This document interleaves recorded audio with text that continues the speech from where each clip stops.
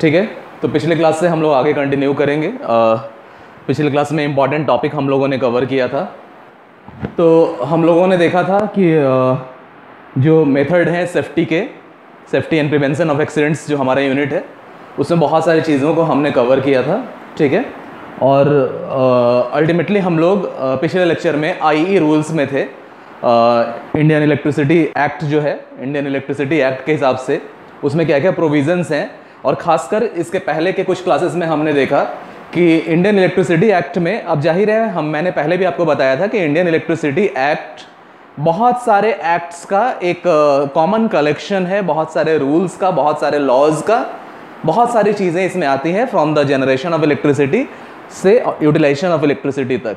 ठीक है, तो एक बहुत बड़ा है इंडियन इलेक्ट्रिसिटी एक्ट, इसमें बहुत सारे पोर्शन कवर होते हैं, इसमें बहुत सारे लॉज हैं, इसमें बहुत सारे पेनल्टीज़ का प्रोविज़न है, एक अपना इसका पेनल कोड है, एक पूरा का पूरा कंप्लीट लीगल फ्रेमवर्क है। लेकिन हमारे सिलेबस के हिसाब से, आपके सिलेबस के हिसाब से आपको अभी जो फोकस करना है वो उस पर फोकस करना है जो इलेक्ट्रिकल इंस्टॉलेशंस, यानी अलग अलग इलेक्ट्रिकल इंजीनियरिंग के जो ऑर्गेनाइजेशंस हैं, जहाँ चाहे इलेक्ट्रिकल इंजीनियरिंग का, इलेक्ट्रिकल एनर्जी का जनरेशन होता हो, ट्रांसमिशन होता हो, डिस्ट्रीब्यूशन होता हो, यूटिलाइजेशन होता हो, वहाँ उन इलेक्ट्रिकल इंस्टॉलेशंस में जो वर्कमैन हैं, जो पर्सन वहाँ काम कर रहे हैं, उनकी सेफ्टी से रिलेटेड जो जो गाइडलाइंस, जो जो रूल्स इस इंडियन इलेक्ट्रिसिटी एक्ट में दिया हुआ है, उस पर हमें फोकस करना था।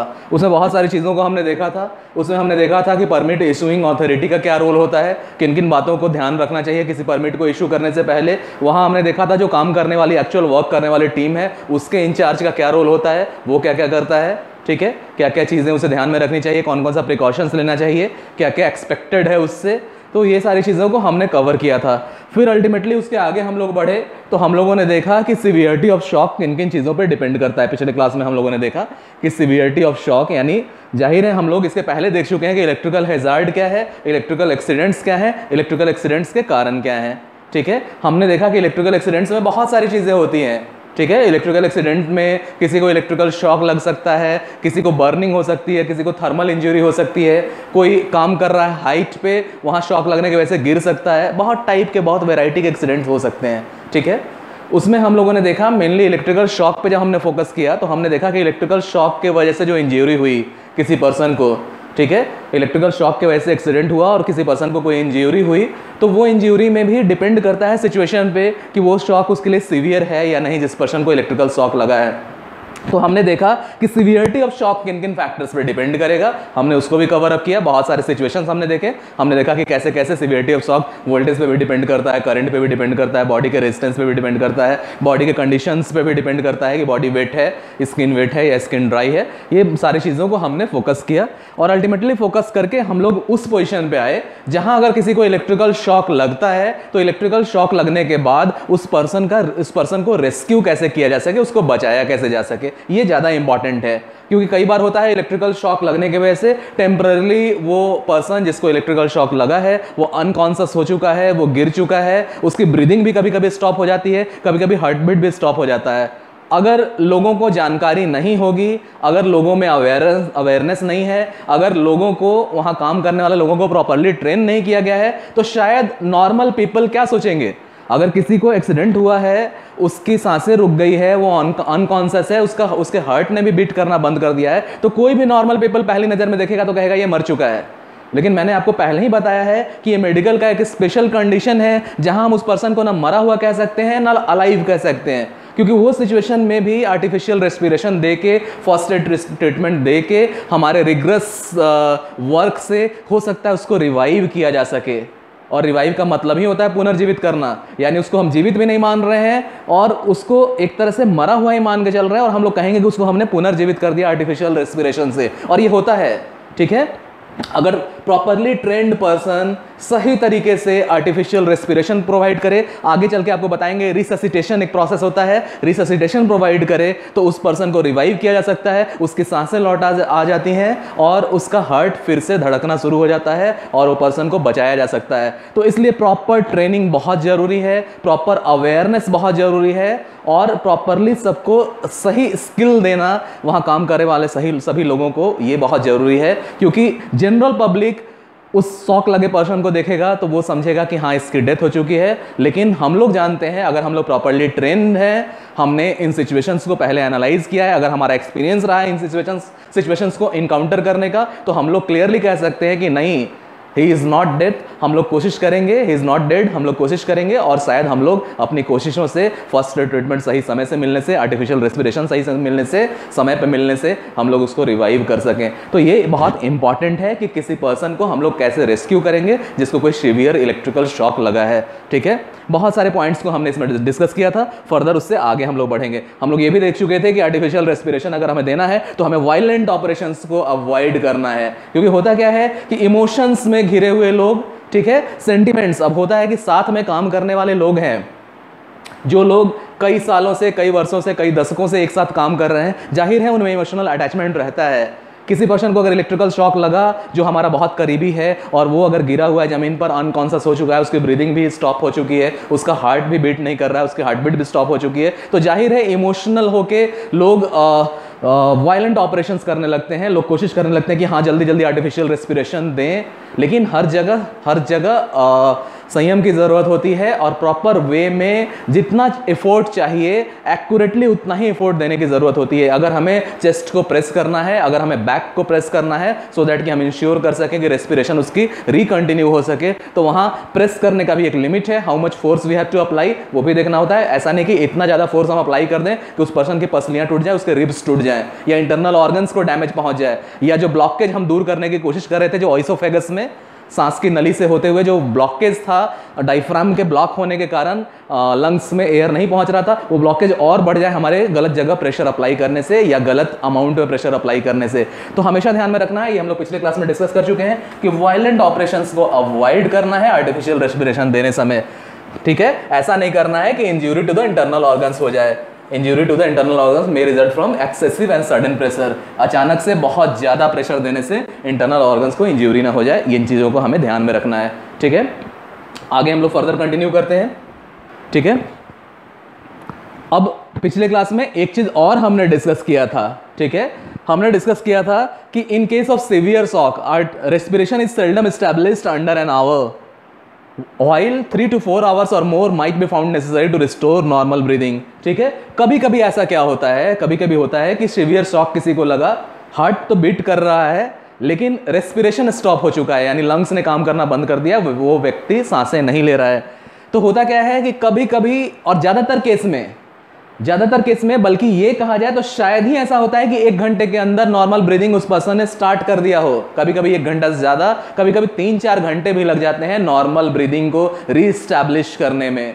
ठीक है, तो हमें इस चीज़ का वेट करना है। ठीक है, हमें इस चीज़ का वेट करना है। It is therefore essential that in all cases of electrical shock where the condition of the patient is doubtful or the patient is unconscious, not breathing, artificial respiration should be continued until the death is diagnosed by physician or until rigor mortis is set in। ठीक है, तो इन सब ज़्यादातर cases में हमें wait करना है। ऐसा नहीं कि 1 घंटे तक हमारी कोशिशों के बाद अगर उसकी नॉर्मल ब्रीदिंग रिस्टोर नहीं हुई तो हमें उसे मरा मान के छोड़ देना होगा। नहीं, हमें लगातार प्रयास करना होगा। हो सकता है 3 से 4 घंटे लग जाएं उसकी नॉर्मल ब्रीदिंग को रीस्टैब्लिश करने में।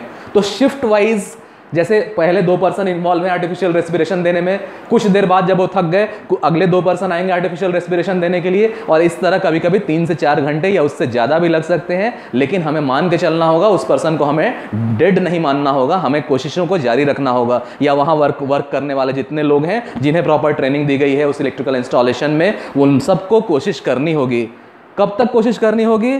जब तक मान लो अगर वर्स्ट केस में डॉक्टर आए और डॉक्टर चेक करके बता दे कि वो पर्सन मर चुका है मेडिकल टर्म्स के हिसाब से, तब तक हमें कोशिश नहीं छोड़ना होगा। या फिर रिगोर मॉर्टिस स्टार्ट हो जाए। रिगोर मॉर्टिस हमेशा ध्यान में रखना है। मॉर्टिस, मॉर्टम, ये सब टेक्निकल टर्म है। पोस्ट मॉर्टम आपने सुना होगा, यानी मरने के बाद की जो चीज़ें होती हैं उनको हम लोग पोस्ट मॉर्टम कहते हैं। ठीक है, तो रिगोर मॉर्टिस एक टर्म है, सबने सुना होगा कि मरने के बाद हाथ पैर अकड़ जाते हैं, ऑर्गन्स अकड़ जाते हैं। तो जब तक मरने के बाद जो अकड़न होता है वो स्टार्ट ना हो जाए उस पर्सन में, तब तक हमें उसे जीवित समझ के उस पर कोशिशें और आर्टिफिशियल रेस्पिरेशन का प्रयास जारी रखना होगा। ठीक है, तो ये सारी चीज़ें हैं। कि जब तक डॉक्टर आके डेथ डिक्लेयर ना कर दे, ठीक है, डॉक्टर डायग्नोस करे और डेथ डिक्लेयर ना कर दे, जब तक रिगोर मॉर्टिस स्टार्ट नहीं हो जाए, यानी शरीर अकड़ना ना स्टार्ट हो जाए, तब तक हमें उसे जीवित मान के, भले ही 3 घंटे लगे, 4 घंटे लगे, लेकिन हमें आर्टिफिशियल रेस्पिरेशन देना होगा, हमें फर्स्ट एड ट्रीटमेंट देना होगा, हमें कोशिश करनी होगी उस पर्सन को रिवाइव करने की। ये बहुत इंपॉर्टेंट है, आपको पूरे लाइफ में याद रखना है। जहां कहीं भी एज एन इंजीनियर आपको काम करना है, आपको लोगों की जिंदगियां बचाने की कोशिश करनी है, खुद को भी बचाना है और बाकी लोगों को भी बचाने का कोशिश करना है। कभी भी हिम्मत नहीं हारना है, कभी भी किसी को मरा मान के छोड़ नहीं देना है, अपने अथक प्रयासों को हमेशा जारी रखना है, ठीक है। आगे अब हम लोग कंटिन्यू करते हैं। अब कैसे कैसे हम लोग किसी पर्सन को बचाने के लिए कोशिशें करेंगे, ठीक है। तो इसके पहले के टॉपिक हम लोग देख चुके थे। अब है रिमूवल फ्रॉम कॉन्टैक्ट। पहले हमने आर्टिफिशियल रेस्पिरेशन को देखा, अब हम लोग देखेंगे रिमूवल फ्रॉम कॉन्टैक्ट। मैंने पहले ही आपको बताया है कि कई बार ऐसा होता है कि किसी को शॉक लगा, आसपास खड़े बाकी वर्कमैन ने देख लिया है कि उसको शॉक लग रहा है, लेकिन बाकी वर्कमैन को पता ही नहीं है कि कहाँ से जाके हमें स्विच ऑफ करना है उस इलेक्ट्रिकल सर्किट को।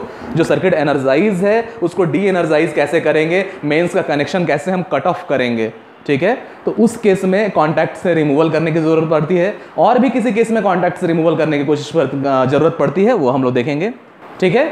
ये हम लोग पिछले बार डिस्कस कर चुके थे।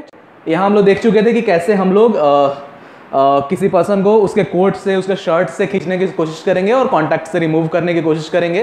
कैसे हम लोग एक स्टूल ले लेंगे और उस पर न्यूज़पेपर के सेवरल लेयर्स को रख के स्टैक कर देंगे, सो दैट कि प्रॉपर हमें इंसुलेशन मिल सके, और तब हम उसको किसी वुडन मटेरियल से, किसी वुडन स्टिक से, ब्रूम के हैंडल से, मीन्स झाड़ू के हैंडल से, यानी कोई भी ऐसा चीज़ जो इंसुलेटर की तरह बिहेव करता हो, उस चीज़ के हेल्प से उस पर्सन को जिसे शॉक लगा है उसे कॉन्टैक्ट से रिमूव करने की कोशिश करेंगे, जिस कॉन्टैक्ट से के टच होने के बाद से उसे इलेक्ट्रिकल शॉक लगा है, ठीक है। तो ये चीज़ें भी तो हम लोग कवर कर चुके थे।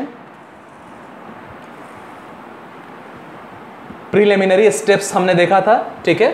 प्रीलिमिनरी स्टेप्स में भी हमने देखा था कि अगर स्मॉल्डरिंग हो रही है, ठीक है, स्मॉल्डरिंग मतलब धधकना, धुआं देके आग लगना, तो अगर जिस पर्सन को शॉक लगा है उसके कपड़ों में स्मॉल्डरिंग हो रही है, यानी धुआं देके आग निकल रहा है, तो सबसे पहले हमें उसे बुझाने की कोशिश करनी होगी, ठीक है। और उसके बाद तुरंत हमें डॉक्टर को कांटेक्ट करना होगा, डॉक्टर को इमीडिएटली हमें कॉल करना होगा। और अगर ब्रीदिंग स्टॉप हो गई है तो आगे हम लोग आगे देखेंगे कि ब्रीदिंग स्टॉप में आर्टिफिशियल रेस्पिरेशन हम लोग कौन कौन से मेथड से दे सकते हैं। तो 4 मेथड बेसिकली आगे हम लोग देखेंगे। स्कैफर्स मेथड पहले ही मैं बता चुका हूँ आपको कि मेडिकल फील्ड में कुछ साइंटिस्ट थे जिन्होंने कुछ मेथड्स इन्वेंट किया। वो मेथड आर्टिफिशियल रेस्पिरेशन के लिए और पर्सन को रिवाइव करने के लिए हम लोग यूज़ करते हैं, उनके नाम पे ही इन मेथड्स को रखा गया है। जैसे स्कैफर्स मेथड हम लोग देखेंगे, सिल्वेस्टर मेथड देखेंगे, नील्सन मेथड देखेंगे और माउथ टू माउथ रेस्पिरेशन हम लोग देखेंगे, ठीक है। तो इन सारी चीज़ों को हम लोग अगले सेक्शन में देखेंगे। इसमें तो आ जाते हैं हम लोग अब immediate action to recover patient. तो हम लोगों ने देख लिया कि कैसे किसी पर्सन को जिसको शॉक लगा है उसको कांटेक्ट से रिमूव करने की कोशिश करेंगे, और फिर इमीडिएट एक्शन हम लोग क्या लेंगे उस पर्सन को रिकवर करने के लिए, उस पर्सन को रिवाइव करने के लिए, उस पर्सन को रेस्क्यू करने के लिए, ठीक है। तो इन चीज़ों को अब हम लोग कवर करेंगे। तो यहाँ क्या है, when a man has received a severe electrical shock his breathing usually stops, ठीक है। In accident of this kind, speed may save the injured man's life, and hence no time should be wasted in sending for a doctor, but the patient should not be neglected during this period, ठीक है।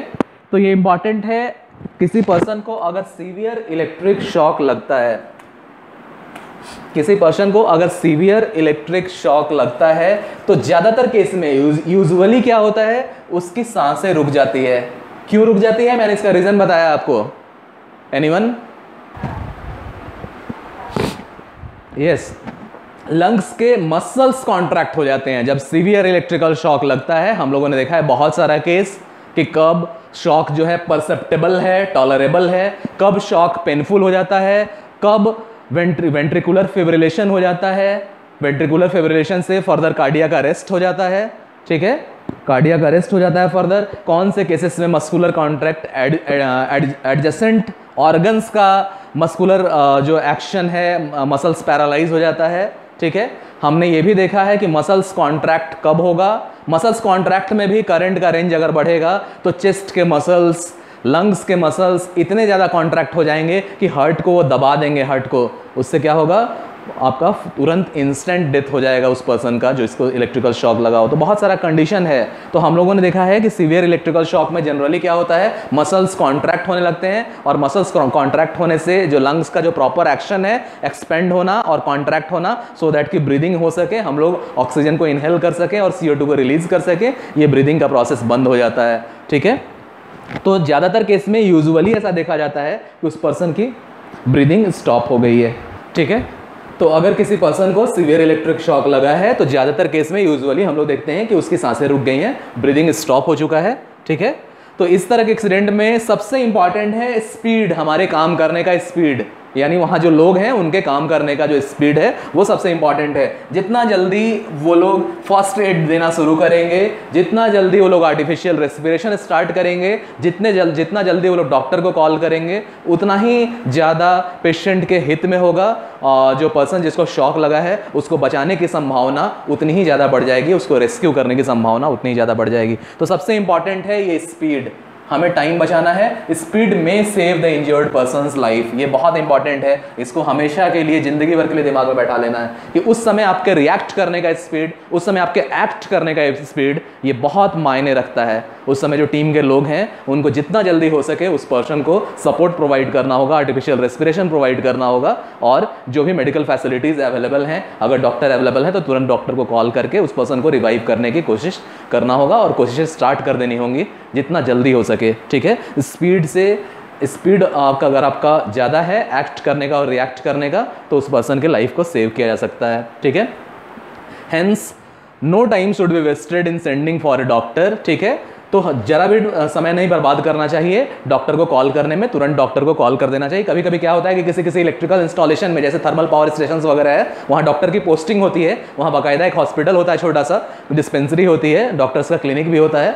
ठीक है, तो वहाँ doctor की posting होती है ऐसे ऑर्गेनाइजेशन में, तो वहाँ तो चलो बहुत आसान है कि कैंपस के अंदर, कंपाउंड के अंदर ही डॉक्टर हैं, तो वहाँ बुलाना आसान है। लेकिन किसी छोटे इलेक्ट्रिकल इंस्टॉलेशन में, जैसे मान लो इलेक्ट्रिकल सब स्टेशन है, तो जनरली वहाँ डॉक्टर्स की पोस्टिंग नहीं होती है, तो नियर बाई से जहाँ भी डॉक्टर हैं वहाँ उनसे उनको कॉल करना होता है। ठीक है, तो जरा भी टाइम बर्बाद नहीं करना होगा डॉक्टर को कॉल करने में, और जब तक डॉक्टर को कॉल किया गया है तब तक पेशेंट को नेग्लेक्ट नहीं करना होगा, तब तक बाकी लोगों को पेशेंट पे काम करना होगा। बाकी लोग जो ट्रेंड हैं, जिनको प्रॉपर ट्रेनिंग दी गई है, जिनको इस बारे में अवेयर किया गया है, जिनको इसके बारे में नॉलेज प्रोवाइड किया गया है, वो लोग अपना काम करना शुरू कर दें, वो लोग फर्स्ट एड देना शुरू कर दें, साथ साथ वो लोग आर्टिफिशियल रेस्पिरेशन या जहाँ भी जिस चीज़ की ज़रूरत हो वो पेशेंट के सपोर्ट में, पेशेंट के हित में वो सब काम करना शुरू कर दें। ठीक है, आगे हम लोग आ जाते हैं।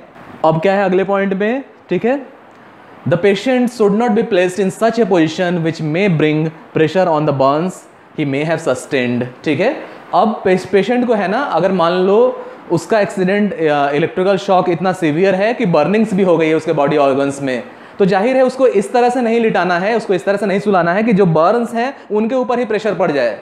ठीक है, मान लो उसके हाथ जले हुए हैं और हाथ के साइड से ही लिटा दिया गया, तो जो जला हुआ है उस पर और प्रेशर बनेगा और डैमेज होगा और इंजरी होगी उस पर्सन को। तो हमेशा ध्यान में रखना है कि अगर इलेक्ट्रिकल शॉक का नेचर ऐसा है कि उस पर्सन के ऑर्गन्स जल चुके हैं, तो उनको ध्यान रखना होगा कि जिधर जला हुआ पोर्शन है उस साइड, उस जले हुए पोर्शन पे ही रख के उसको लिटाया नहीं जाए, बल्कि दूसरे साइड जिधर कम इंजरी है उधर साइड से लिटाने की कोशिश की जाए उसको।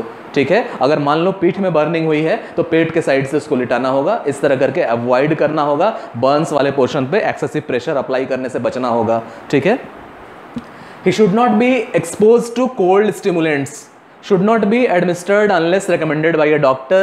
Cold water may be given in small quantities in case of electric fire, or asphyxia. Smelling salts may also be administered in moderation. ठीक है, अब होता क्या है कि उस पर्सन को रिवाइव करने के लिए बहुत लोग अपनी तरह से कोशिशें करने लगते हैं। कुछ लोग उसको पानी पिलाने की कोशिश करते हैं। ठीक है, कुछ लोग जो भी जैसा स्टिमुलेंट मतलब जो स्टिमुलेशन प्रोवाइड करे, यानी उसका बॉडी निस्तेज हो चुका है, उसका बॉडी स्थिर हो चुका है, वो अनकॉन्शियस हो चुका है, तो कॉन्शियसनेस लाने के लिए यानी स्टिमुलेशन क्रिएट करने के लिए, वो हिल डुल नहीं रहा है तो उसे हिलाने डुलाने के लिए, स्टिमुलेशन क्रिएट करने के लिए कभी कभी लोग पानी या कुछ जो भी लगा उनको देना शुरू कर दे हैं। हमेशा ध्यान में रखना चाहिए कि कोल्ड स्टिमुलेंट को अवॉइड करना होगा, अचानक से ठंडी चीज़ें देना शुरू नहीं कर देना उसको रिवाइव करने के लिए, जब तक डॉक्टर ऐसा ना कहे। ठीक है, हाँ, कुछ चम्मच से पानी उसको दिया जा सकता है, थोड़े से स्टिमुलेंट दिए जा सकते हैं, ठीक है। वाटर में be given in small quantities. अगर किसी पर्सन में को इलेक्ट्रिकल फायर भी लगा है, ठीक है, तो जाहिर है इलेक्ट्रिकल फायर से वाटर का कुछ पोर्शन बर्निंग के वजह से और कुछ आयोनाइजेशन, कुछ बॉडी के फ्लूइड्स के आयोनाइजेशन की वजह से वाटर की रिक्वायरमेंट होती है शरीर में। तो उस समय उस पर्सन को अगर पानी देना भी है तो स्मॉल क्वांटिटीज में देना है, ठीक है, स्मॉल क्वांटिटीज में देना है। और अगर धुएं से उसके कॉन्शसनेस गई है, एस्फेक्सिया हुआ है, धुएं से उसका कॉन्शसनेस गया है, ठीक है, तो थोड़ा बहुत सॉल्ट को दिया जा सकता है, सॉल्ट का सॉल्यूशन चम्मच से थोड़े थोड़े वाटर के साथ उसको पिलाने की कोशिश करनी चाहिए, ठीक है। लेकिन हमेशा ध्यान में रखना है कि इतना ज़्यादा ना पिलाया जाए कि और चॉकिंग स्टार्ट हो जाए और उसका और भी सांस लेना मुश्किल हो जाए। तो ये सारी चीज़ें स्टार्ट करना चाहिए। लेकिन हाँ, कोल्ड वाटर, ठीक है, स्मॉल क्वांटिटी में ही देना चाहिए, जब तक डॉक्टर नहीं कहे। कोल्ड स्टिमुलेंट देने की कोशिश नहीं करनी चाहिए, ठीक है। तो ये सब चीज़ों को ध्यान में रखना होगा। इतना तक समझ में आया? आगे बढ़ें। बोलो।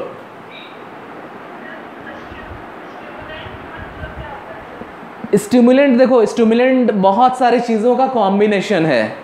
जैसे होता क्या है, देखो मान लो कोई पर्सन ब्लड प्रेशर का पेशेंट है, लो ब्लड प्रेशर का, उसका ब्लड प्रेशर लो होने लगा ना तो थोड़ा सा फेंट होने लगता है, मतलब अर्ध बेहोशी की हालत होने लगती है। तो उसको रिकवर करने के लिए डॉक्टर बोलते हैं जल्दी से इसको गर्म चाय पिलाइए।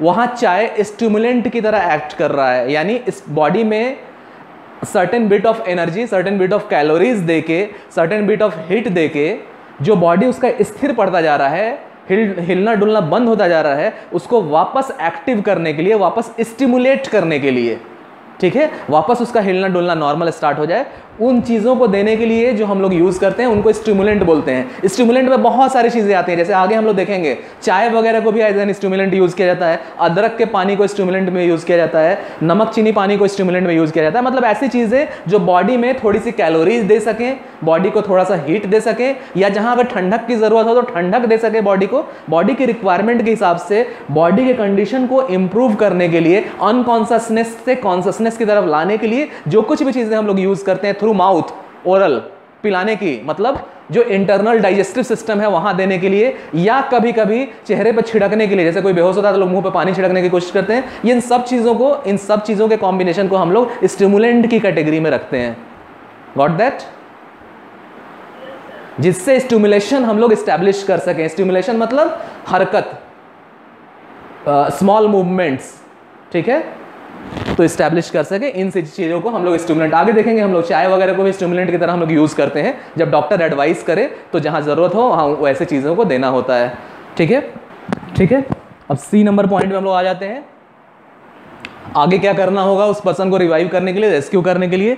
तो artificial respiration without interruption until natural breathing is restored should be continued. Cases are on record of success after about 3 or 4 hours of effort and even more, ठीक है। तो उसके बाद से आर्टिफिशियल रेस्पिरेशन बिना रुकावट के, ठीक है, बिना इंटरप्शन के हमें स्टार्ट कर देना होगा, यानी जो पर्सन वहां पे हैं उनको स्टार्ट कर देना होगा जब तक नेचुरल ब्रीदिंग वापस से शुरू ना हो जाए, जब तक नेचुरल ब्रीदिंग रिस्टोर ना हो जाए, ठीक है। और ये लगातार कंटिन्यू रखना है आर्टिफिशियल रेस्पिरेशन।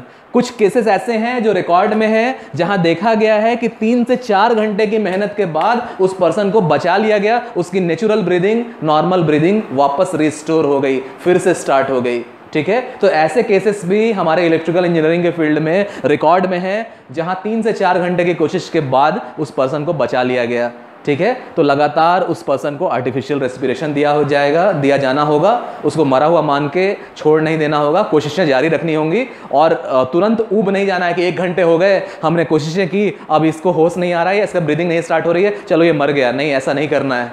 हमेशा ध्यान में रखना है कि 3 घंटे 4 घंटे या उससे ज़्यादा भी लग सकता है, लेकिन उस पर्सन को बचाया जा सकता है और हमें बचाना ही होगा, ठीक है। तो ये चीज़ें आपको एज एन इलेक्ट्रिकल इंजीनियर हमेशा लाइफ में याद रखना होगा। जहाँ कहीं भी आपकी पोस्टिंग होगी, आपको खुद को तो बचाना ही होगा, अपने बाकी साथ काम करने वाले सबऑर्डिनेट्स को भी बचाना होगा, ठीक है। इसके बाद हम लोग आ जाते हैं, ये जो मैंने पहले कहा था, रिससिटेशन। रिससिटेशन एक प्रोसेस है जहाँ अ कॉम्बिनेशन ऑफ वर्क हम लोग करते हैं। यानी होता क्या है कि जैसे जो पर्सन अनकॉन्शियस है उसके साथ जो काम करने वाले लोग हैं, लोगों की टीम है, उसमें एक तो मान लो आर्टिफिशियल रेस्पिरेशन देने की कोशिश करेगा, मान लो दूसरा जाके उसके पैर के तलवे को सहला रहा है या हाथ के जो अपने पंजे हैं उनको सहला रहा है, सो दैट कि थोड़ी सी हीटिंग वहाँ पे प्रोड्यूस हो सके। तो बहुत सारी चीज़ों का कॉम्बिनेशन एक प्रोसेस है जिसको हम लोग रिससिटेशन कहते हैं। और कभी कभी आप लोगों ने देखा होगा कि किसी पर्सन की नेचुरल ब्रीदिंग स्टॉप हो गई तो आर्टिफिशियल रेस्पिरेशन देने की भी कोशिश करते हैं। और किसी मूवी में, किसी सीरियल वगैरह में आपने देखा होगा कि डॉक्टर आके 2 इलेक्ट्रोड्स लेके उसकी छाती पे सटाता है और कभी कभी उस इलेक्ट्रोड से दिए हुए इलेक्ट्रिकल शॉक की वजह से अचानक से फिर उसकी ब्रीदिंग स्टार्ट हो जाती है। तो हम लोग क्या करते हैं, मैंने आपको पहले ही बताया कि बॉडी ऑर्गन्स काम करते हैं ब्रेन से मिलने वाले स्मॉल पोटेंशियल इलेक्ट्रिकल पल्सेस के कमांड पे। हम लोग इलेक्ट्रिसिटी देके फिर से पल्सेस देके हम लोग कोशिश करते हैं कि वो ऑर्गन फिर से काम करने लगे। तो बाहर से इलेक्ट्रिकल शॉक देके, स्मॉल पोटेंशियल इलेक्ट्रिकल शॉक जिनका एक प्रॉपर मैग्नीट्यूड है, वो देके भी रिवाइव करने की कोशिश की जाती है। तो बहुत सारे प्रोसेस का कॉम्बिनेशन जो है रिससिटेशन है, हम लोग उसको देखेंगे। ठीक है, तो resuscitation should be carried on the nearest possible place of accident. उस पर्सन के लिए हमें रिससिटेशन करना होगा जो नियरेस्ट पॉसिबल प्लेस है। ठीक है, the patient should not be removed from this place until he is found breathing normally. और जिस प्लेस पे हमने रिससिटेशन स्टार्ट किया, यानी a combination of natural breathing, साथ साथ उसके पैरों को कोई सहला के स्टिमुलेट करने की कोशिश कर रहा है, सो दैट कि थोड़ी सी हीटिंग वहाँ पे डेवलप हो जाए, थोड़ी सी एनर्जी उसको मिल जाए। ठीक है, तो अलग अलग लोग अलग अलग कोशिशों में लगे हैं। कोई मान लो पंखा से हवा झाल के उसको प्रॉपर एयर या प्रॉपर थोड़ा सा कंड्यूसिव इन्वायरमेंट देने की कोशिश कर रहा है। तो ये सारे लोग रिससिटेशन के प्रोसेस में लगे हैं। तो उस जहाँ एक्सीडेंट हुआ है उसके पास नज़दीक में ही वो रिससिटेशन प्रोसेस चलना चाहिए और उस जगह से उसको हटाना नहीं है। ठीक है, जब तक वो नॉर्मल ब्रीदिंग स्टार्ट ना कर दे। ठीक है, and then also removed only in lying position, removed only in a lying position. Should it be necessary due to extreme weather condition or other reasons, remove the patient before. अगर मान लो कभी ऐसा होता है कि उस साइड पे condition worst हो गया, ठीक है, मान लो जहाँ पे एक्सीडेंट हुआ है, पहले तो हमें कोशिश करनी है कि उस साइड से जल्दी हटाना नहीं है, वहीं पे हमें रिससिटेशन स्टार्ट कर देना है, आर्टिफिशियल रेस्पिरेशन देना, उसको आर्टिफिशियल रेस्पिरेशन के लिए कोशिशें शुरू कर देनी है, वहाँ से हटाने की कोशिश नहीं करनी है। लेकिन हाँ, अगर उस साइड पे मान लो एक्सट्रीम वेदर कंडीशन हो गया, जैसे जहाँ आग लगी थी वहाँ से बहुत ज़्यादा धुआं निकलने लगा, अभी भी धुआं निकल ही रहा है, अगर आपकी मजबूरी हो जाए कि उसे वहाँ से हटाना पड़े, तो हटाने में भी लाइंग पोजिशन में ही हटाना है। उसको खड़ा करके हटाने की कोशिश नहीं करनी है, उसको वही सोए हुए में स्ट्रेचर लेके, यानी लाइंग पोजीशन में ही उसको हटाना है। अगर ऐसा नेसेसरी हो गया तब पहले तो कोशिश करनी है कि वहाँ से हटाया नहीं जाए, वहीं पे शुरू कर दिया जाए सारी चीज़ें, रिससिटेशन का प्रोसेस, आर्टिफिशियल रेस्पिरेशन प्रोवाइड करने का प्रोसेस, और जो भी फर्स्ट एड हो सकता है वो देने की कोशिश की जाए। हाँ, अगर ऐसी मजबूरी हो, वहाँ का कंडीशन इतना एक्सट्रीम हो चुका है कि वहाँ रखना उसको अब पॉसिबल नहीं है, वहाँ से हटाना है, तो लाइंग पोजिशन में ही हटाना है, लेटे हुए में ही हटाना है उसको। ठीक है, तो इन चीज़ों को ध्यान में रखना है जब तक वो नॉर्मल ब्रीदिंग स्टार्ट ना कर दे। अगर उससे पहले हटाने की ज़रूरत है तो लाइंग पोजीशन में ही उसको हटाया जाए किसी भी कारण से।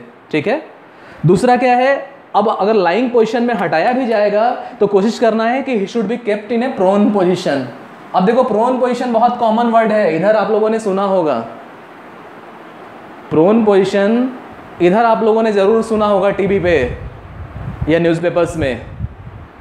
Have you heard about that? अभी आप सबने देखा होगा ये जो वायरल इन्फेक्शन चल रहा है ना, जो आपका कोविड का जो चल रहा है वायरल इन्फेक्शन, इसमें सांस लेने में जिनको प्रॉब्लम होती है उन लोगों को डॉक्टर एडवाइस करते हैं प्रोन पोजीशन में। प्रोन पोजीशन में मतलब पेट के बल लेट के। फ़ायदा क्या मिलता है प्रोन पोजीशन में, तो आपके लंग्स का एक बहुत बड़ा पोर्शन है जो नॉर्मली एक्टिव नहीं रहता है, लेकिन प्रोन पोजीशन में जब लंग्स के मेन रीजन पे प्रेशर पड़ता है, पेट के बल लेटने से, छाती के बल लेटने से, तो लंग्स के जब मेन पोजीशन पे प्रेशर पड़ता है तो वो पोर्शन जब मेन पोर्शन पे प्रेशर पड़ता है तो लंग्स के वो पोर्शन जो नॉर्मली एक्टिव नहीं रहते हैं, प्रोन पोजीशन में वो पोर्शन काम करने लगते हैं।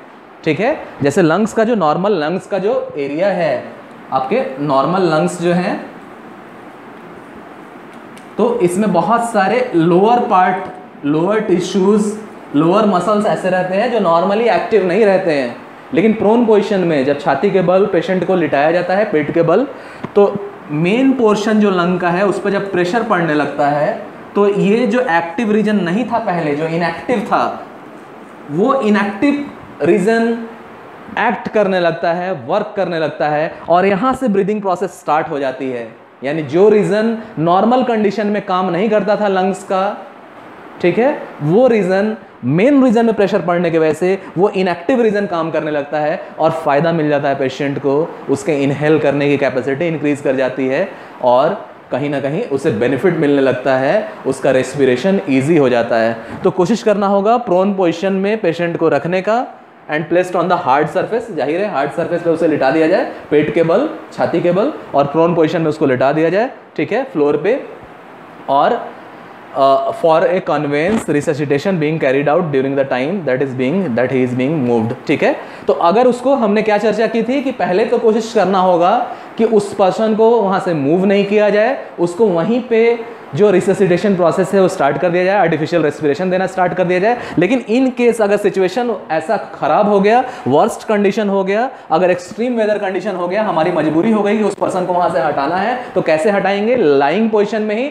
और कोशिश करेंगे कि प्रोन पोजीशन में लिटा के उसको हटाएं। किस पे हटाएं? तो हार्ड सरफेस पे, यानी स्ट्रेचर जो हार्ड वाला आता है उस पे लिटा के। हमेशा ध्यान में रखना है स्ट्रेचर दो तरह का आता है, एक स्ट्रेचर जिसमें बीच में रैक्सिन और लेदर वाला जो पोर्शन रहता है, मतलब चादर की तरह जो बीच में दबता है, उस पे ले जाने की कोशिश नहीं करनी है। हार्ड वाले स्ट्रेचर पे जो कि फिक्स मेटल का बना हुआ है, तो हार्ड वाले स्ट्रेचर पे प्रोन पोजीशन में लिटा के उसको मूव कराना होगा, और इस कन्वेंस के दौरान, इस मूवमेंट के दौरान भी रिससिटेशन चालू रखना होगा, ठीक है। Resuscitation being carried out during the time he is being moved. जितना देर में उसको हम मूव करा रहे हैं, जितना देर उसका कन्वेंस हो रहा है, मूवमेंट हो रहा है, उस मूवमेंट के दौरान हार्ड सरफेस पे प्रोन पोजीशन में लेटा के ही उसको मूव कराना होगा, और मूवमेंट के दौरान भी रिससिटेशन प्रोसेस चालू रखने की कोशिश करनी होगी। Got that? ठीक है, अगले पॉइंट पे हम लोग आ जाते हैं। A brief return of spontaneous respiration is not certain indication for terminating the treatment. Not infrequently the patient after a temporary recovery of respiration stop breathing again. ठीक है, not infrequently the patient after a temporary recovery of respiration stops breathing again. ठीक है, अब देखो ये point बहुत important है।